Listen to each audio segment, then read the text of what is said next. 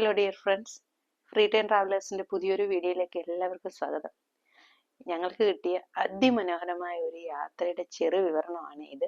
ഡൽഹിയിൽ നിന്നും കേരളത്തിലേക്ക് കാറിൽ യാത്ര ചെയ്തപ്പോൾ ഞങ്ങൾ കവർ ചെയ്ത 9 സ്റ്റേറ്റിൻ്റെ ഒരു ചെറിയ വിവരണം. 2 വർഷം മുന്നേ നടത്തിയ യാത്രയാണ്. അതുകൊണ്ട് തന്നെ നമ്മുടെ കയ്യിൽ നല്ല വീഡിയോസ് ഒന്നുമില്ല.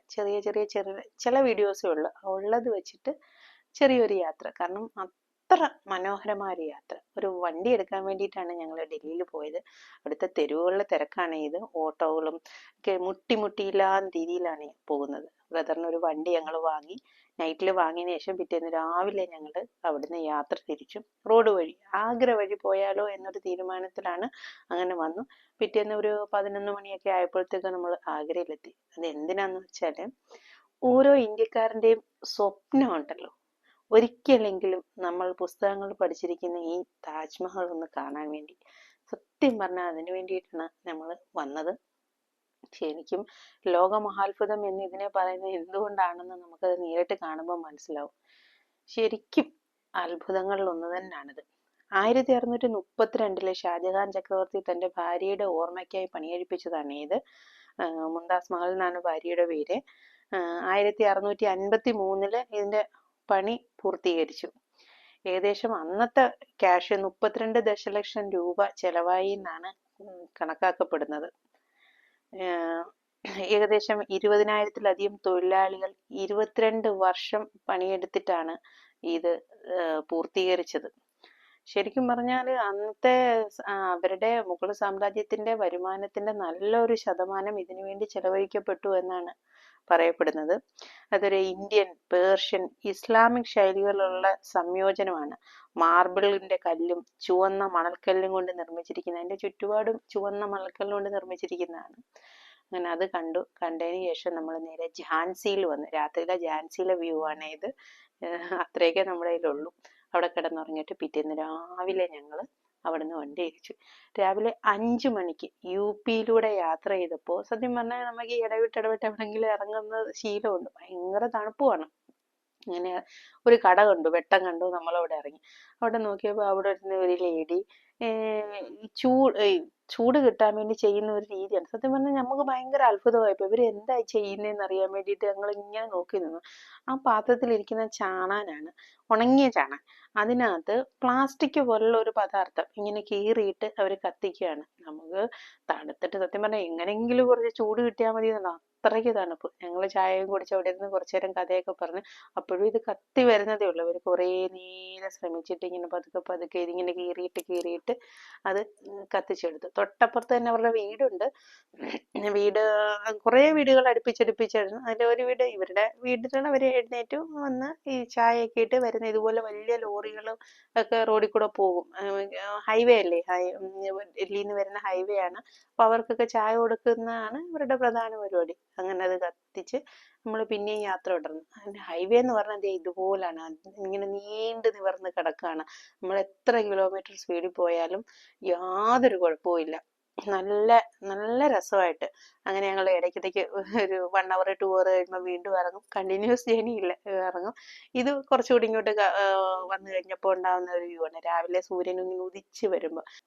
ഇവിടുത്തെ പ്രത്യേകത എന്താണെന്ന് വെച്ചാലേ, ഈ റോഡ് മുഴുവൻ കന്നുകാലികളാണ്. അതിങ്ങനെ മേഞ്ഞ് നടക്കുകയാണ്. ശരിക്കും നമ്മൾ കന്നുകാലി മേയ്ക്കുന്നു എന്നൊക്കെ കേട്ടിട്ടുണ്ടെങ്കിലും ശരിക്കും അത് കണ്ടത് ഞാൻ അവിടുത്തെ റോഡുകളിലാണ്. ഹൈവേയിൽ ഇങ്ങനെ നിരന്ന്.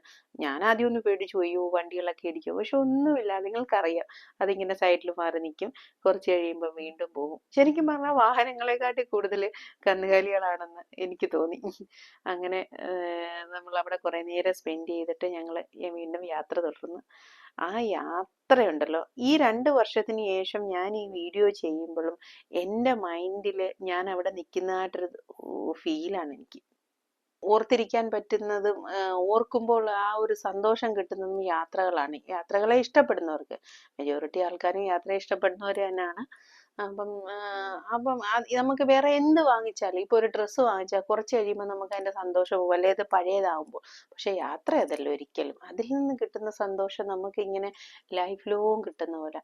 കുറച്ചുകൂടെ നമ്മൾ പോയി, പിന്നെ ഉച്ചയാവാറൊക്കെ ആയപ്പോൾ ഞങ്ങൾ വീണ്ടും ഇറങ്ങി. ഈ തൊട്ടപ്പുറത്തോട്ട് ചെറിയ ചെറിയ മാർക്കറ്റുകൾ പോലെയൊക്കെ തോന്നിയപ്പോൾ ഞങ്ങൾ വെറുതെ ഇങ്ങനെ മാർക്കറ്റിലൊക്കെ ഇറങ്ങി നോക്കിയതാ. നമുക്ക് അറിയണമല്ലോ യു പിയിലൊക്കെ എന്താണ് നടക്കുന്നത്, ലൈഫിൽ ആദ്യമായിട്ട് പോവുകയാണ്.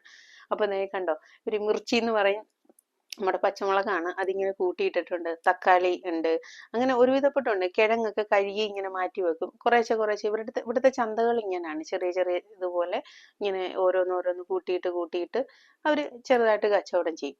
നമ്മളിങ്ങനെ ചുമ്മാ വിലയൊക്കെ ചോദിച്ചു. എന്നിട്ട് ഞങ്ങൾ കുറച്ച് പച്ചമുളക് വാങ്ങിച്ചു, ഞങ്ങൾ സത്യത്തിൽ വാങ്ങിച്ചിട്ട് വന്നില്ല. അത് എന്താന്ന് വെച്ചാൽ അതിന് മുന്നൊരു കടയിൽ നിന്ന് ഞങ്ങൾ ഈ മിർച്ചിയുടെ ബജ്ജി കഴിച്ചു. അയ്യോ എന്നാ ടേസ്റ്റ് പച്ചമുളകായിരുന്നു. നീ വലിയ വലിയ എരിവൊന്നുമില്ല, പക്ഷെ ഭയങ്കര ടേസ്റ്റ് ആയിരുന്നു. അതുകൊണ്ട് തന്നെ ഞങ്ങൾ അവിടെ നിന്ന് വന്നപ്പോൾ സ്പെഷ്യലി വാങ്ങിച്ചിട്ട് വന്ന സാധനങ്ങൾ എന്ന് പറയാൻ അതാണ്. പിന്നെ ഇത് കണ്ടോ, ഈ പഴം, അവിടെ എല്ലാം ഇതേ കിട്ടും, ഈ പഴം മാത്രമേ ഉള്ളൂ. വേറെ ഏത്തക്കായോ അല്ലാത്ത പഴങ്ങളോ ഒന്നുമില്ല. നമ്മുടെ ഇവിടെ ആണ് ഞാലിപ്പൂവൻ, പൂവൻ, ഇങ്ങനെയുള്ള പഴങ്ങളൊക്കെ കിട്ടുന്നത്, അവിടെ ഇത് മാത്രമേ ഉള്ളൂ. അപ്പൊ ഞങ്ങൾ ഉച്ചയ്ക്ക് മിക്കവാറും ഫ്രൂട്ട്സ് ഒക്കെ കഴിച്ചിട്ടാണ് ഞങ്ങൾ യാത്ര ചെയ്തത്. കാരണം യാത്രയൊക്കെയാണ്. അതും ഞാൻ പറഞ്ഞില്ലേ, ഞങ്ങൾ ഒരിക്കലും പ്രതീക്ഷിക്കാതെ അപ്പോ തീരുമാനിച്ച് തിരിച്ച് ഫ്ലൈറ്റിൽ വരാനൊക്കെയാണ് തീരുമാനിച്ചത്. പെട്ടെന്ന് തീരുമാനിച്ചാണ് ഇങ്ങനെ വരാമല്ലോ എന്ന്. അങ്ങനെ വന്നതുകൊണ്ട് തന്നെ നമ്മൾ വളരെ കെയർ ആയിട്ടാണ് വന്നത്. ഈ വയറിന് പ്രശ്നമൊന്നും ആവരുത്, കാരണം നമ്മൾ ഒരിക്കലും ഇങ്ങനൊന്നും പ്രതീക്ഷിച്ചതേയില്ല. പക്ഷെ ഇത്രയും നല്ലൊരു യാത്ര ജീവിതത്തിൽ കിട്ടിയിട്ടില്ല. അത് കഴിഞ്ഞ് ഞങ്ങൾ നേരെ ഹൈദരാബാദ് വന്നു, റാമോജി ഫിലിം സിറ്റി. എനിക്കൊന്ന് മൂന്നാമത്തെ ദിവസം എന്താണ് ഞങ്ങൾ പതുക്കെ, നൈറ്റിൽ യാത്ര ചെയ്തതേ ഇല്ല, നൈറ്റിലെല്ലാം സ്റ്റേ ആയിരുന്നു. അങ്ങനെയാണ് റാമോജിയിലും വന്നപ്പോൾ ലേറ്റായി, ഒരു 11 മണിയൊക്കെ കഴിഞ്ഞിട്ടാണ് നമ്മൾ കയറിയത്. ശരിക്കും അവിടെ 9:30ക്ക് സ്റ്റാർട്ട് ചെയ്യും, 5:30 വരെ എന്തോ ആണ് ടൈമിങ്. നമ്മൾ ലേറ്റായിട്ടാണ് ശരിക്കും. 9:30 5:30 കൊണ്ട് അത് കണ്ട് തീരില്ല. അതാണ് റാമോജിയെ കുറിച്ച് നിങ്ങൾക്ക് എല്ലാവർക്കും അറിയായിരിക്കുമല്ലോ. ലോകത്തിലെ ഏറ്റവും വലിയ ചലച്ചിത്ര നിർമ്മാണ മേഖല എന്ന് പറയുന്നത് റാമോജി ഫിലിം സിറ്റിയാണ്. 2000 ഏക്കറിലാണ് ഇത് സ്ഥിതി ചെയ്യുന്നത്. 1996 സ്ഥാപിച്ചത്. റാമോജി റാവു എന്ന് പറയുന്ന ഒരു ഫിലിം പ്രൊഡ്യൂസർ, അത് ഫേമസ് ആണ് ശരിക്കും. അവിടുത്തെ ഏറ്റവും ഒരു ഭയങ്കര ഫേമസ് ആയിട്ടുള്ള ഒരാൾ നിർമ്മിച്ചതാണിത്. പുള്ളിക്ക് പ്രൊഡക്ഷൻ കമ്പനി ഉണ്ട്. അപ്പൊ ആ പ്രൊഡക്ഷൻ കമ്പനിയെ ബേസ് ചെയ്തുകൊണ്ട് sound stage, editing suite, recording studios, post production സൗകര്യങ്ങളെല്ലാം കൂടെ ചേർത്തിട്ടുള്ള ഒരു ഭീമാകാരമായ പ്രൊഡക്ഷൻ യൂണിറ്റ് എന്ന് നമുക്ക് വേണേൽ പറയാം. നിങ്ങൾക്ക് ഊഹിക്കാം 2000 ഏക്കർ എന്ന് പറഞ്ഞാൽ. അവിടുന്ന് തന്നെ നമുക്ക് എൻട്രൻസിൽ വന്നിട്ട് അവിടുന്ന് ബസ് കയറിയിട്ടാണ് നമ്മളെ ഓരോ സ്ഥലങ്ങളിൽ കൊണ്ട് കാണിക്കുന്നത്. ഇതൊക്കെ ഒരു ജപ്പാനീസ് മാതൃകയിലുള്ള ഉദ്യാനമാണ്. അങ്ങനെ ഓരോന്നും നമ്മുടെ മലയാള സിനിമകളിൽ തന്നെ ഉണ്ട്. ഇപ്പം നമ്മുടെ മോഹൻലാലിന്റെ സിനിമയുണ്ടല്ലോ, അതിനകത്ത് ഇതിന്റെ കുറേ ഭാഗങ്ങൾ കാണിക്കുന്നുണ്ട്. ഒരുവിധപ്പെട്ട എല്ലാ ഫിലിമും ഔട്ട്ഡോറും ഇൻഡോറും ഷൂട്ട് ചെയ്തിരിക്കുന്നത് ഇവരുടെ പ്രത്യേകത ഏതാണ്, ഇവിടെ വന്ന് എടുത്തു കഴിഞ്ഞാൽ എല്ലാം അവിടെ തന്നെ ഷൂട്ട് ചെയ്യാം. കാരണം ആശുപത്രികള്, എയർപോർട്ട്, ജയില്, എല്ലാം എല്ലാം അതിനകത്ത് തന്നെ അവര് നിർമ്മിച്ചു വെച്ചിട്ടുണ്ട്. ഇതാണ് ഇതിന്റെ ഏറ്റവും വലിയ ഹൈലൈറ്റ്. ഇത് എന്താ നിങ്ങൾക്ക് മനസ്സിലായോ? നമ്മുടെ ബാഹുബലിയുടെ സെറ്റാണ് ആ കാണിച്ചത്. അയ്യോ, ഇതിലാണ് ഏറ്റവും കൂടുതൽ ആൾക്കാർ. ശരിക്കും ബാഹുബലി ഫിലിം കാണാത്തവരെ ഒരുവിധപ്പെട്ടവരാരും കാണില്ല. അതിന്റെ ആ സെറ്റ് അതുപോലെ തന്നെ നിലനിർത്തിയിട്ടുണ്ട്. അതാണ് ഏറ്റവും വലിയ ഒരു ഹൈലൈറ്റ് അവിടുത്തെ.